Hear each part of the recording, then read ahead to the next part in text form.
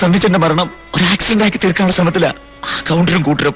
അറിയാമട മക്കളെ, പോസ്റ്റ്മോർട്ടം റിപ്പോർട്ടിൽ അപകട മരണമാണെന്ന് വരുത്തി തീർത്തുകൊണ്ടൊന്നും ആ ഗൗണ്ടറും മക്കളും രക്ഷപ്പെടാൻ പോകുന്നില്ല. ആ കേസിന്റെ വിധിയൊന്നും വന്നോട്ടെ. വിധി വരും വരെ കാത്തിരിക്കാൻ ഞങ്ങളെ കൊണ്ട് വയ്യ. നമ്മുടെ ഒരെണ്ണത്തിനെ കൊന്നതിന് അവന്റെ 10 എണ്ണത്തിന് ഞങ്ങൾ അറിയും. വേണ്ടട മക്കളെ, എന്റെ കൊച്ചുമോൻ പോയതിന്റെ വേദന അപ്പച്ചന്റെ മനസ്സിൽ നിന്ന് മാറിയിട്ടില്ല. ഇനി ഒന്നുകൂടി എനിക്ക് താങ്ങാൻ വയ്യ. വേണ്ട,